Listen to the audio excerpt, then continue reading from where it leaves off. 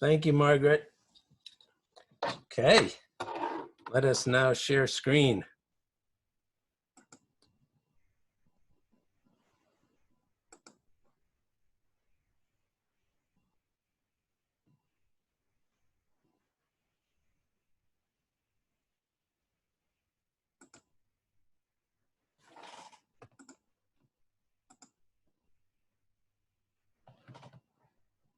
Okay, good. If you can't see the document with the notes, let me know, but it's up there.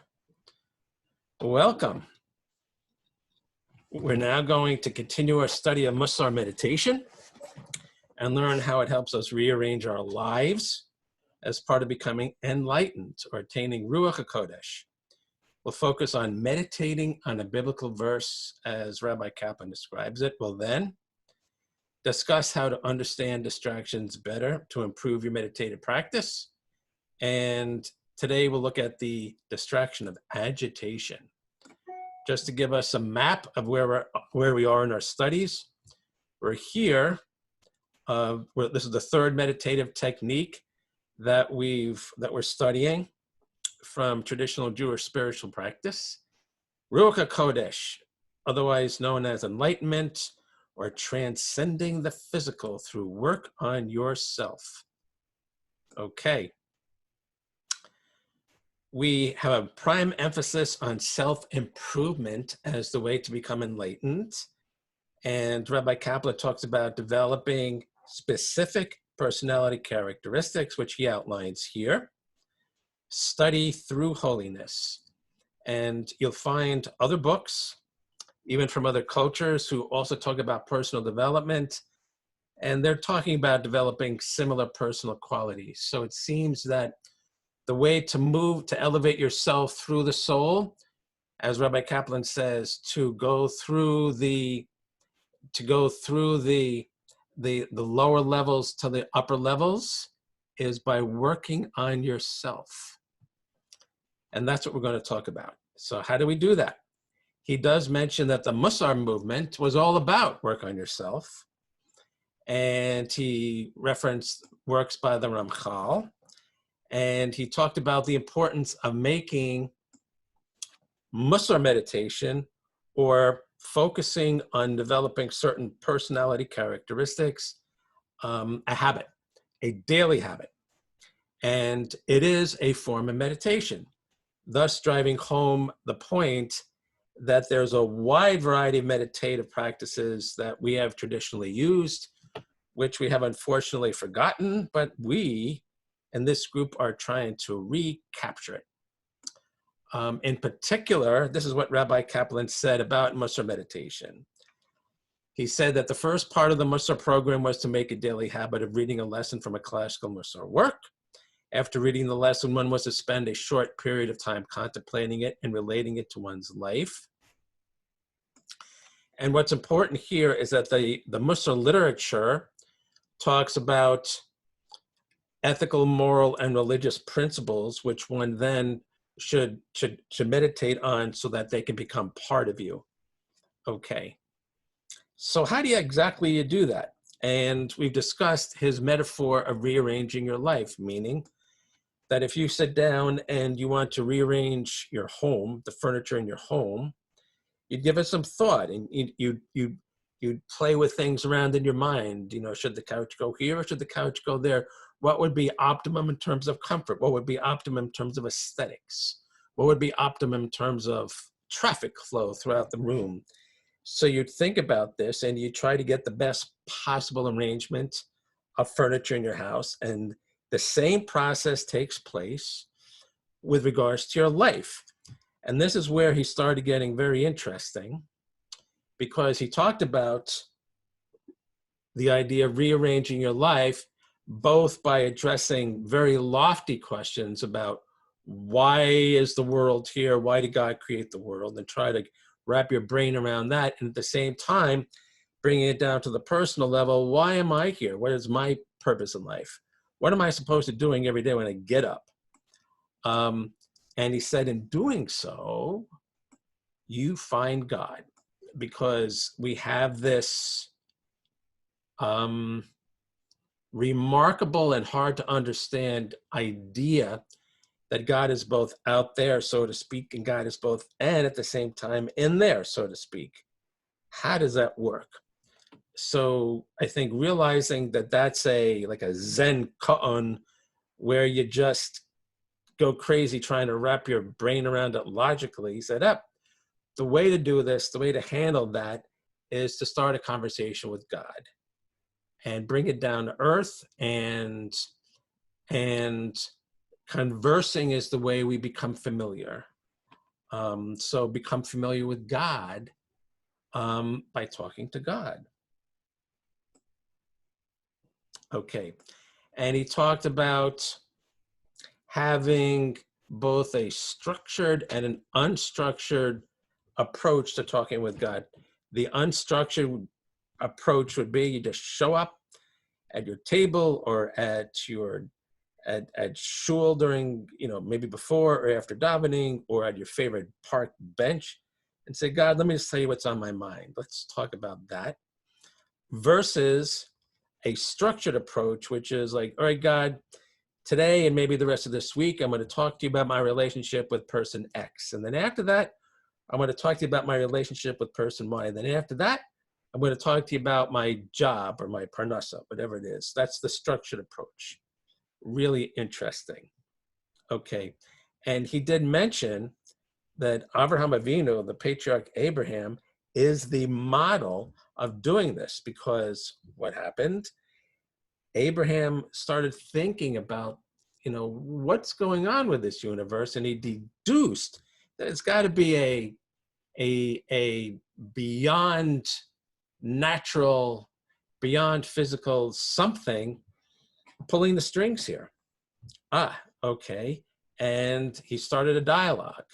So how do we know there was a dialogue? Because the Torah at least gives us part of that dialogue when it quotes God, so to speak, and says, this is what God said to Abraham.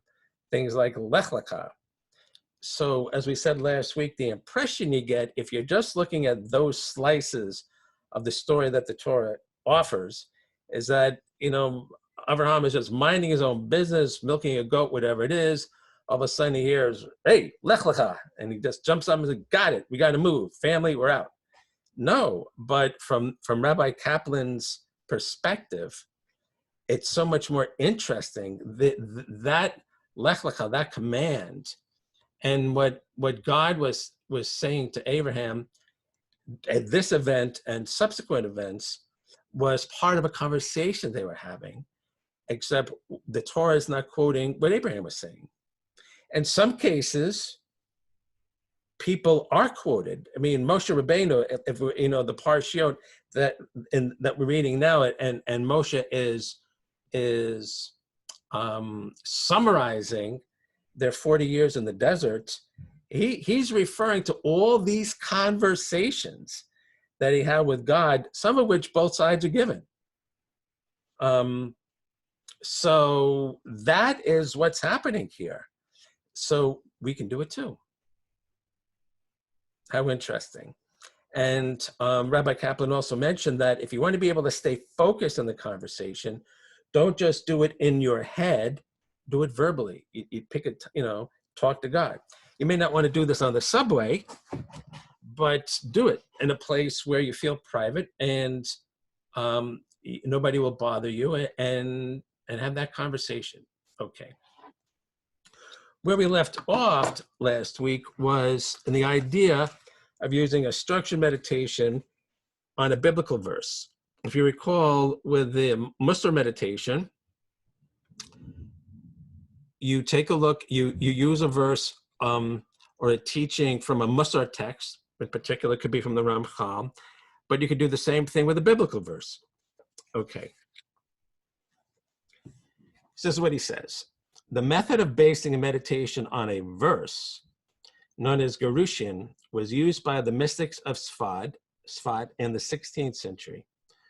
Although the method was used extensively, the text provides few details. It appears that a number of ways are possible. Remember that Rabbi Kaplan dug deep and hard in all kinds of sources, libraries, and all kinds of places, and in other countries to be able to chronicle what these meditative practices were. He did his research. The simplest way to use a biblical verse as a meditation would be to read the verse before meditating, perhaps memorizing it, and then use it as a point of departure for unstructured meditation. The meditator begins by meditating on the verse and then goes on to direct his mind to the subject upon which he wants to meditate. The course of meditation could lead the meditator far from the original verse. The verse would serve merely as the initial focus of the meditation, not its entire subject. This means of meditation is also discussed in Judaic literature. So that's really interesting. So the first question is, how do you choose a verse? And you can categorize biblical verses into many categories. I mean, there's a lot of genealogy, and there's a lot of accounting, and there's all kinds of stuff. So obviously you'd have to use your intuition as to pick up a verse that kind of relates maybe to what's on your mind. What is it you want to think about yourself? It could be that you want to think about family genealogy, and then you'd pick an appropriate verse. But the whole goal is to use the biblical verse to get some insights about yourself. So the process is to really get to know the verse. Obviously, you'd have to know it in a language that's familiar to you, and I think it's really important to know the Hebrew. So you put in the effort to translate the Hebrew and get a good translation, and then you meditate upon it and you let it sink in a little bit, and then you go on and you start thinking about what particular item about yourself you want to think about. And what he's describing is a process where your subconscious kind of is digesting the verse and seeing if it can apply it to your thinking about your problem or what it is about yourself you want to think about. Yeah, so you're kind of giving your subconscious something to work with as you contemplate this. Alternatively, you may write the verse on a piece of paper. During the course of meditation, you could then reread it, directing your mind back to the verse from time to time. This is particularly effective if you wish to apply the verse to a particular life problem. In this way, the verse becomes an integral part of the meditation. Eventually, you may wish to make the verse the entire subject of meditation. In a sense, your meditation would become a conversation with the biblical verse. You would be thinking about the verse, looking at it in different ways, seeking different possible interpretations, and attempting to apply it to your particular life problems. If the verse has a specific lesson, you might use a series of meditative sessions to integrate the verse into your personality. Although we have used a biblical verse as an example, any saying or teaching could be used as the basis for such meditation. To simplify our discussion, however, we will continue to speak of a biblical verse. So here, let's say you choose a verse, Shema Yisrael. Or let's say, one of my favorites is Lo taturu achrei levavchem ve'achrei einechem. Don't scout out, don't explore after your heart, meaning your emotions, and your eyes, what your eyes bring in. That applies a lot. So if you get that verse and you're mulling it over, and you know what it means if you translate it, then you could have a sitting meditation and think, well, where do I go astray? Here I am on the computer. I wanted to go here, but 5 things popped up and I ended up there. That's like a small little mini example of how you go astray. And you can imagine many other examples of this. So having that verse in mind, or better yet, on a card, like you put it on your monitor, and anytime you're tempted to just get sidetracked, like, there it is. I got it. No taturu. No. Don't go exploring after all these things that pop up. Okay. The verse can be used either visually or verbally. If the verse is used visually as the basis for meditation, write the verse on a piece of paper and use it as a focus. Fix your gaze on the verse. Do not take your eyes off it. The verse should become the center of your attention to the exclusion of everything else. It should be as if nothing else in the world exists other than the verse. You can then gaze at the verse and allow your thoughts to flow freely. On a more advanced level, you could use this method to clear the mind of all thought other than the verse. This method is known as visual contemplation. Using a verse is just one means of accomplishing such meditation. The subject of your contemplation could also be a candle flame, a flower, a picture, a pebble, or any other object. All right, so what he's doing something interesting. So visual meditation is a very popular form of meditation in many cultures. Pick a candle, pick a flower.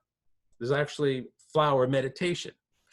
And you just use it as the focus. And in our meditative practice in this class, we focus on the breath. But you can equally do another sitting where you're focusing on a candle. And you're just looking at the candle, and that is your focal point. So what he's saying is you could use that same technique, but write out a biblical verse, something that you think has a real lot of power. It could be even a verse from the Shemona Esrei. It could be anything, something that really strikes you during davening, and you let that sink in, have it in front of you, and you just by looking at it, you're letting your mind walk over it. You're not actively trying to say, what am I going to do? What do I think? What do I think? But your mind's going to just start working with it. Since this practice entails using something external to the mind as the object of meditation, it is known as an externally directed meditation. This meditation can be either structured or unstructured. The simplest way to do the meditation would be to gaze at the object and let your thoughts flow freely. That's what I just said. This would be an unstructured meditation. However, if you use the method to fill the mind completely, banishing all other thoughts, then this in itself would impose structure on the meditation, and it would constitute a structured meditation. So what he's saying is, unstructured is just, you put a quote, let's say, lo taturu, on a piece of paper, and you're looking at it, and anything that comes to mind, you're just watching it and see if your subconscious relates to it. I just thought of computers. I just thought of walking along the beach. And let the random thoughts popping up, see if it's somehow that phrase affects your thinking about those random thoughts. Does it give new insight into why you're thinking those random thoughts? That's unstructured, but structured would be using mindfulness to not pay attention to extraneous thoughts and really trying to focus just on the verse. When one contemplates an object, one looks at it, paying acute attention to every detail. As one continues to gaze, even the most minute details become significant. One can look deeper and deeper into the object, trying to see its inner essence and obliterating all other thought from the mind.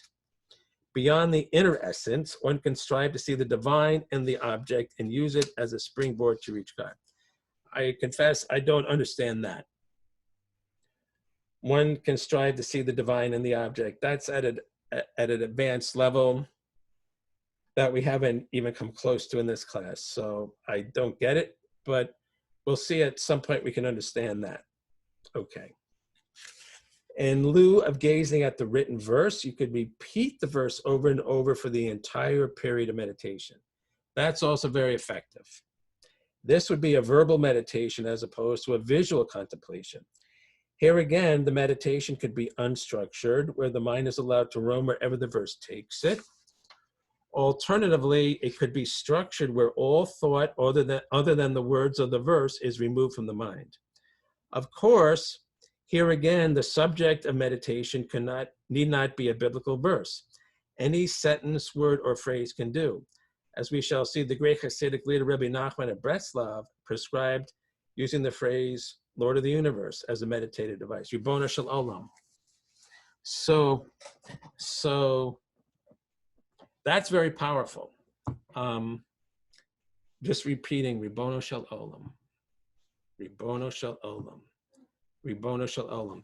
One thing that I have found that's unique to the the verbal meditation where you're hearing the verse.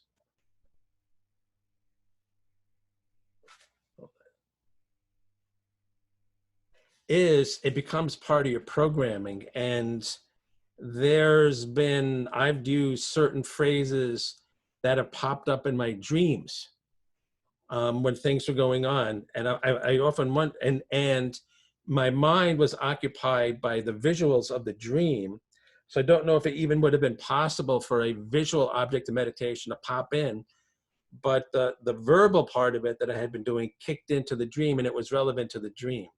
So that shows how, at least with me, and I'm sure a lot of other people, the verbal meditation can penetrate very deeply inside of your mind and pop up when your mind thinks it could use it.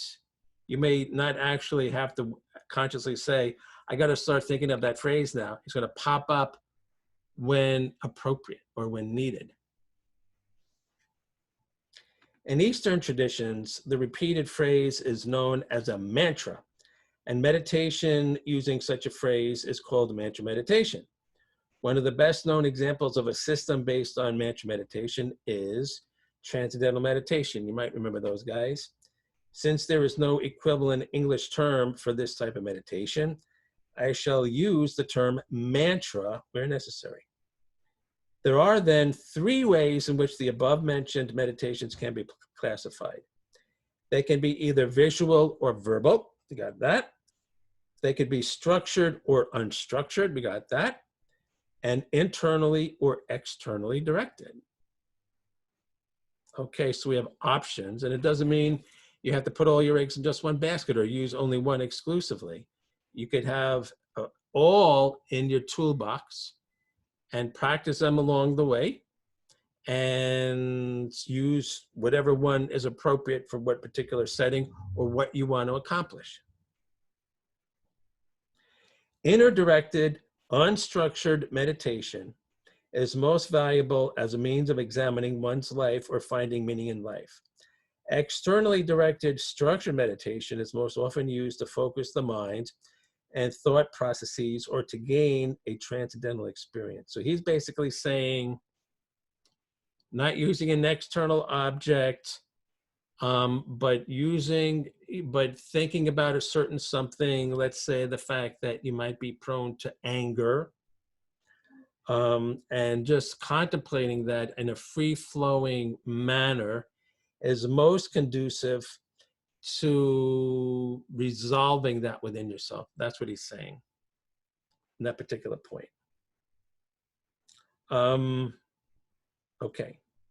But it doesn't exclude other types of meditation to supplement your work on yourself regarding anger.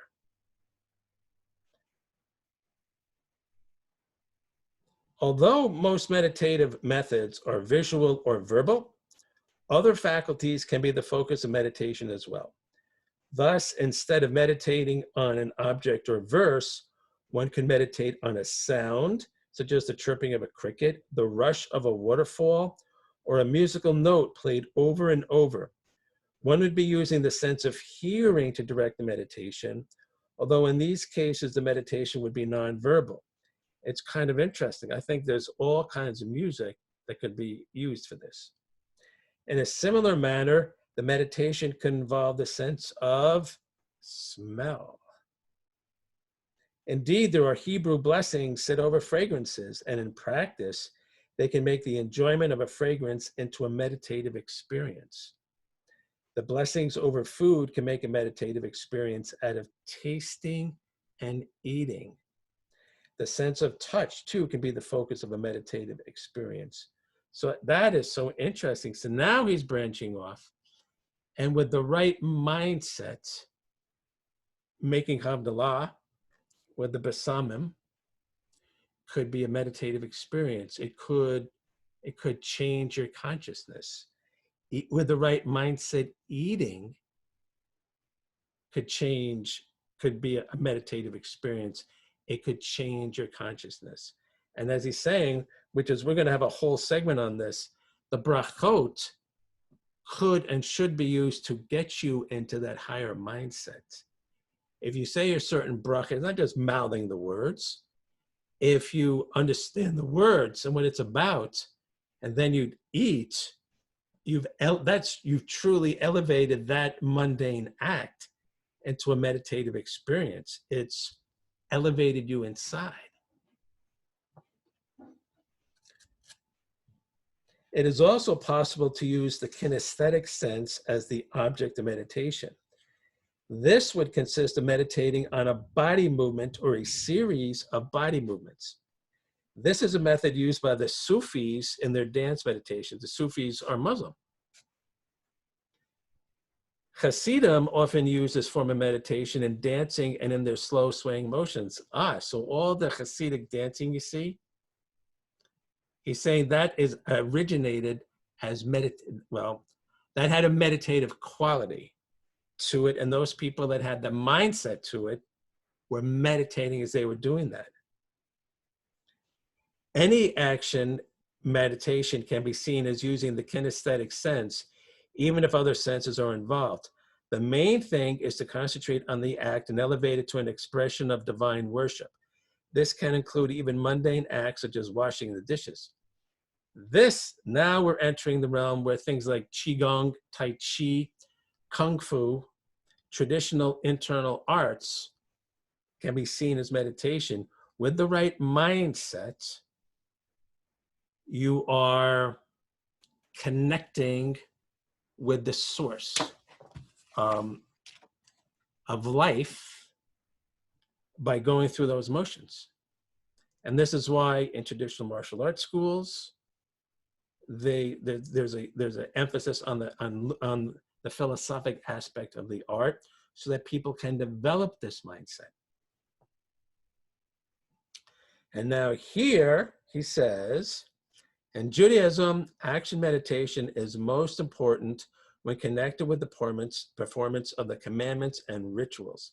Many Jews and non-Jews think of the precepts as routine, ritualistic actions. Many Jewish sources, however, speak of the commandments as meditative devices, which can bring a person to a high level of God consciousness. When the commandments are seen in this light, they assume greater spiritual significance. So he has a whole chapter on this. I think actually 2 chapters, and we're going to get into this.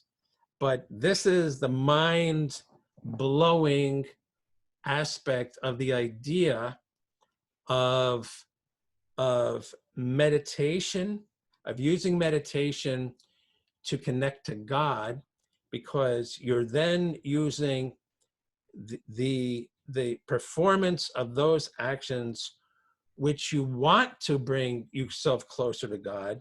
You're actually sealing the deal, because meditation is giving you the consciousness you need to do that.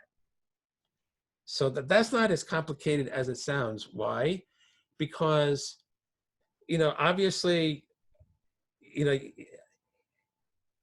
not going to sit there and do a mitzvah, like, for example, visiting the sick, Bikur Cholim. You're not going to sit there, if you're sitting there in body only, saying, I'm here, the person's sick, I'm sitting by the bed, fine. When can I get out of here? That's not the right way to do that mitzvah. But if you have the right mindset, then you are really fulfilling the mitzvah. And I'll give you an example. Joseph Lowen, he was a very famous Hebrew language expert, and he wrote a book that shows how what the shurish of many Hebrew words means. And so, Beit Kuf Resh, Bikur Cholim.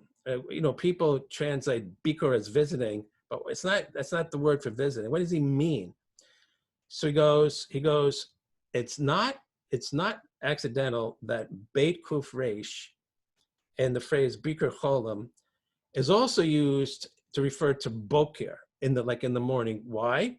He goes, because what happens in the morning is that's when there's sufficient light taking over the darkness so you can distinguish things visually. Okay. And he goes, and it's not accidental that bakar, like the word for herd, is also used to refer to the domesticated animals that we use for things like plowing. Why? Because when you attach a plow to a cow or a steer, and it's drawing lines in the dirt, and that's identifying for you where you got to plant. So it's another distinguishing thing. So he goes, so why is that word used for bikur cholim? It's because when you visit somebody that's sick, you're supposed to be able to distinguish really what's going on with you. You're supposed to develop the rapport. Tell me what it's like for you being sick. What is this about? What are you going through here? You're not just sitting there like a bump in the log, keeping the person company. You're like, you know, tell me. I want to be able to relate to this. What's going on with you? That's bikur cholim. And you can only get that mindset if you're working on yourself, if you're putting your own needs second, if you have the ability to focus, if you're doing all this Musar stuff and all this meditation stuff, so you have that mindset, then you're using the mitzvah bikur cholim to connect, and you're using it as an elevated experience. And as he described it, you're connecting to God when you do that. That's what he's talking about. And just another example, I mean, you know, I'm sure, you know, some people, you know, you said Shiva. How many times when you're sitting Shiva does somebody come by and they start talking about themselves, and they start talking about unfortunate deaths in their family, and it's like, well and good, but I remember this thinking like, well, this is about me though, you know. So they just didn't work on themselves. Okay, fine, I'm not going to argue, and I'm there for them, but they didn't really work on themselves sufficiently to be able to successfully pay a Shiva visit, because it's supposed to be about the Avel. That's what the whole point of it is. So the people, and many people can't, I got it, but it's only because they haven't learned and put into practice and done the work to be able to successfully fulfill that mitzvah the right way in terms of elevating themselves and connecting, not just themselves, but everybody has an opportunity to connect to God. If somebody comes by and pays a Shiva visit for me, and they have that attitude, then they're also helping me elevate at the same time. So that's what he's talking about. Okay, and we're going to talk more about how the meditation relates to the mitzvot later. Okay, I'm going to stop here. The final focus of meditation can be one's own emotions. That's going to be a doozy. And that's how we'll wrap up this particular segment on Musar meditation. Okay. Let's see what Bhante has to say about dealing with agitation. And again, we're talking about best practices for meditation, in particular dealing with distractions, in particular dealing with the distraction of agitation. I'm never agitated. States of restlessness and worry are expressions of mental agitation. Your mind keeps darting around, refusing to settle on any one thing. You may keep running over and over the same issues, but even here, an unsettled feeling is the predominant component. I think that's pretty accurate. The mind refuses to settle anywhere. It jumps around constantly. The cure for this condition is mindfulness. Restlessness imparts a certain feeling to consciousness. You might call it a flavor or texture. Whatever you call it, that unsettled feeling is there as a definable characteristic. Look for it. Once you have spotted it, note how much of it is present. Note when it arises. Watch how long it lasts and see when it fades away. Then return your attention to the breath. So you're sitting there, and this could even happen to you in a few minutes when we meditate. You're sitting there and like, I love my restless. Then you basically don't fight it. You're like, oh, there I am being restless again. There I am wanting to pace the room. There I am wanting to do X, Y, Z. You just, there you are. You just notice that there you are. There I am noticing that I am restless. And that deflates it, that takes the potency out of it. And it becomes more of an ordinary thing. Then you can just let alone and you go back to your focal point. So he's doing a good job of describing all the various ways we can get distracted from the focal point. And he's doing us a service by giving us a name for them and letting us relate to them, so that you can say to yourself, oh, that's agitation. No place for agitation in my meditation. Thank you very much. As opposed to saying like, gee, I wish I wasn't so agitated. Just up, recognize, you got your recognition. I got your recognition. There it is. Got it. Okay, good. Agitation. Or it's this, or it's depression, or it's lethargy, whatever it is. Got it, got it, got it. I recognized you and I honor you, and have a seat. Okay. And in all cases, the answer is mindfulness, by simply just placing your attention on it. And even in doing so, taking out its potency. You feed it. If you resist it, you deflate it. If you just recognize it and let it walk on. That is like a huge key in his box of solutions to becoming more effective in your meditation. Don't fight it, just let it wear itself out. It's a very like Gandhi, it's like civil disobedience.